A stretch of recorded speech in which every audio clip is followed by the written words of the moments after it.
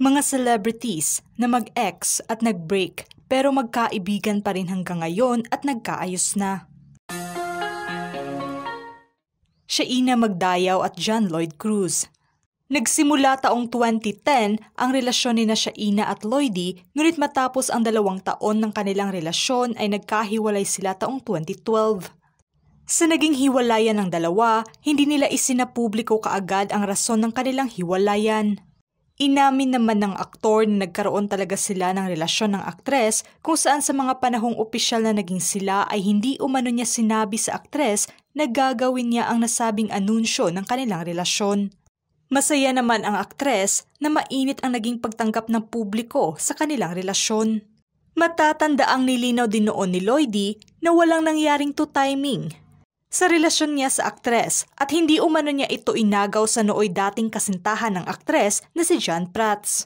Nilinaw din itong naging maayos ang usapang lalaki sa lalaki nila ng kapwa-aktor.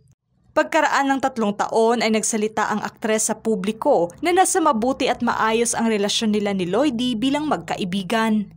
Maha Salvador at Gerald Anderson. Tumagal ng 2 taon ang nooy relasyon ni Maha at Gerald.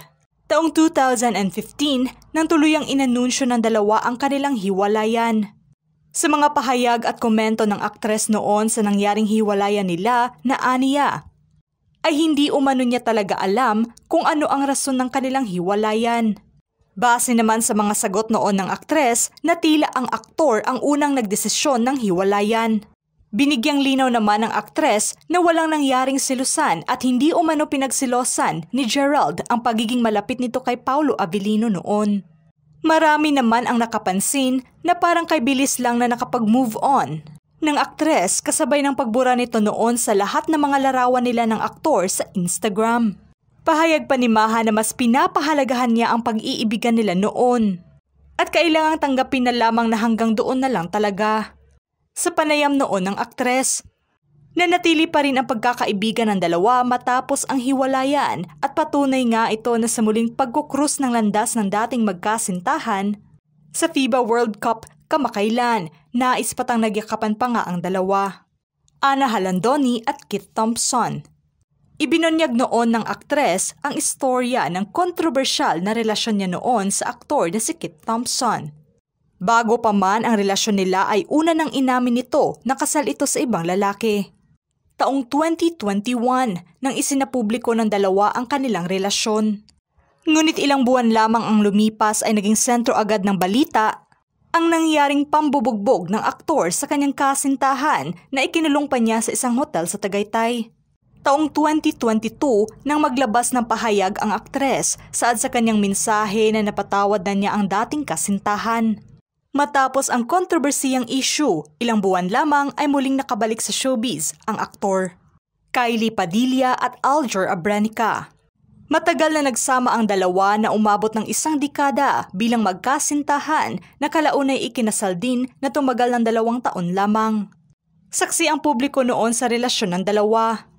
Ngunit pagdating ng 2014, unang nagkahiwalay ang dalawa at hindi naman nila inamin ang rason, ngunit malinaw lamang na sa simula umpisa pa lang ng kanilang relasyon ay hindi na ito maganda.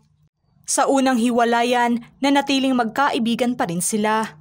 Pagdating ng 2016 ay muling nagkabalikan ang dalawa na ikinasaya pa ng kanilang mga taga-suporta.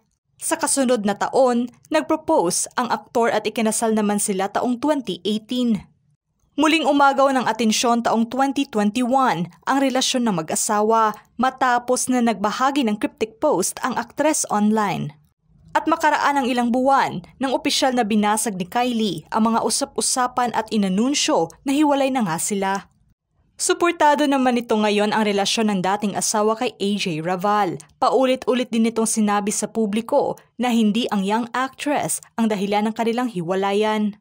At tantanan na umano ang mga ibinabatong paninira. Sa ngayon maayos ang co-parenting nila ng dating asawa sa pagpapalaki ng kanilang mga anak. Bea Alonzo at Zanjo Marudo.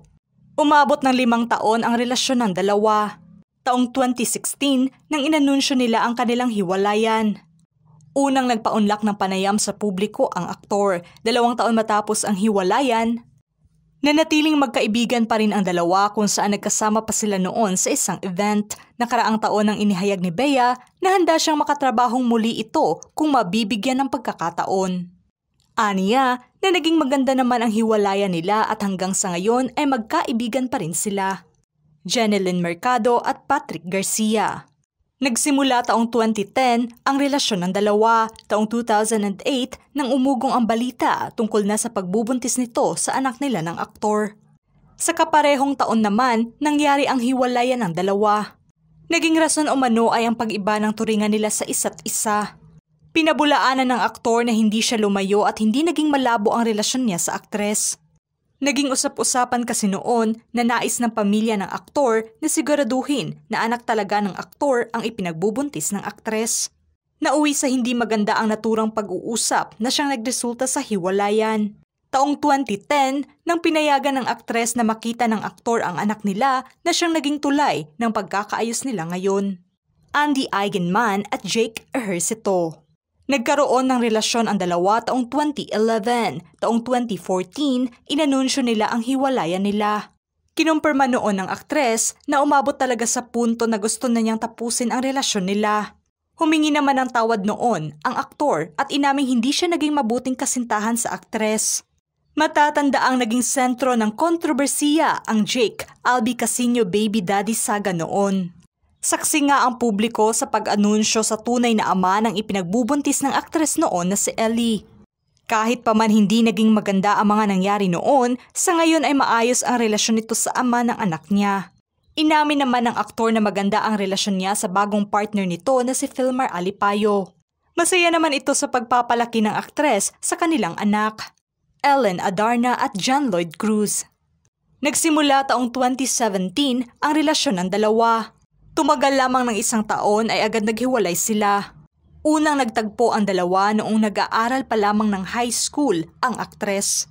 Mas lalong nagkakilala nga ang dalawa nang maging parte noon ng sitcom na Home Sweetie Home si Ellen. Naging tahimik nga ng ilang taon sa showbiz ang aktor. Sa kaparehong taon nang napabalitang buntis na nga ito sa anak nila ng aktor. Naging maganda naman ang pagsasama ng dalawa hanggang sa mga anak ito. Taong 2021, nang inamin ng aktres na naging rason umano ng paghihiwalay nila ay ang mga personal na bagay na hindi pa niya nabibigyang solusyon. Naging maingat naman si Lloydie sa mga binibitawang pahayag nito tungkol kay Ellen. Nasa maayos naman ang co-parenting nila kay Elias at nagpapasalamat ito na maayos ang pagpapalaki ng aktres sa kanilang anak. Katrina Halili at Chris Lawrence. Matagal ang naging relasyon ni Katrina Halili at Chris Lawrence na umabot ng 5 taon.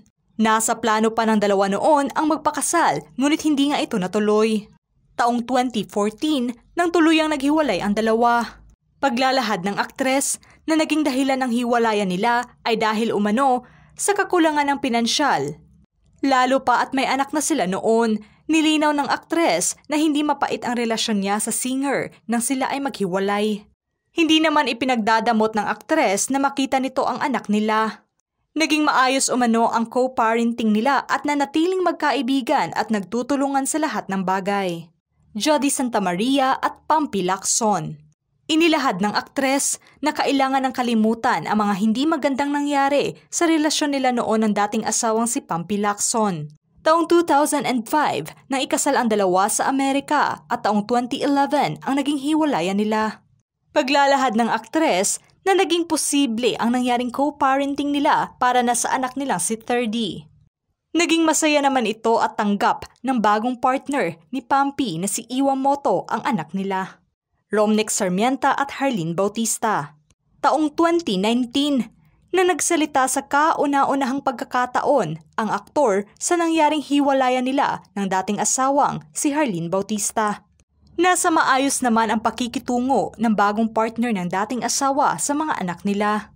Nilinaw din ito na walang babaeng nadawit sa naging hiwalayan nila. Nasa 19 na taon ang relasyon nila na pinanghihinayangan ng karamihan. Sa kabila man ng problema ng pagsasama nila noon, nanatiling maayos naman ang relasyon nila sa ngayon para na sa mga anak nila. Sunshine Cruz at Cesar Montano. Nagsimula ang relasyon ng dalawa nang unang magtambal sa isang proyekto ang mga ito taong 1999. Kalaunan ay ikinasal agad sila sa 1 taon lamang ang lumipas sa loob ng mahigit na 13 taong pagsasama bilang mag-asawa. Nauwi sa hiwalayan ang kanilang relasyon. Naniniwala naman ito na posible ang nangyaring magandang relasyon nila ngayon. Pahayag nito na sa tamang panahon lang daw talaga at hayaan na maghilom ang mga sugat ng nakaraan. Maayos naman ang naging co-parenting nila sa kanilang Tres Marias. Matatandaan nga na nagsama-sama ang mga ito sa isang bakasyon na ikinatuwa naman ng karamihan. Jackie Lu Blanco at Ricky Davao. May pagsisisi ang aktres na si Jackie Lu Blanco sa nangyaring hiwalayan nila ng asawang si Ricky Davao. Ngunit kailangan umano nitong mag-move on. Naapektuhan umano ang mga anak nila sa nangyaring hiwalayan. Work in progress kung mailarawan ng aktres ang hiwalayan nila. Matatanda ang taong 1989, nagsimula pa ang relasyon ng dalawa. Sa ngayon maayos naman ang pagpapalaki nila sa mga anak at mga apo nila na siyang nagbigay ligaya sa kanilang pamilya. Ogie Alcacid at Michelle Van Aimeren. Ikinasal taong 1996 si Ogie Alcacid sa beauty queen na si Michelle Van Aimeren. Nagtapos ang relasyon nila taong 2007. Nitong taon lang na muling nagkasama sila kasama na ang bagong asawa ni Ogie na si Regine Velasquez. Naging masaya ang OPM singer at nagsama-sama ang kanyang mga anak. Naging kontrobersyal ang hiwalayan noon ng dalawa, kung saan inamin mismo ng singer na si Regine na siya ang third party sa hiwalayan ng mag-asawa na anya. Hindi umano niya sinasadya na magkaroon sila ng relasyon ni Ogie. Imposible man sa karamihan, ngunit napatawad na rin ni Michelle ito at ngayon ay maganda ang relasyon nila sa isa't isa. Mga ka-showbiz peeps, kayo, ano ang say nyo sa paksang ito? Write your comments down below.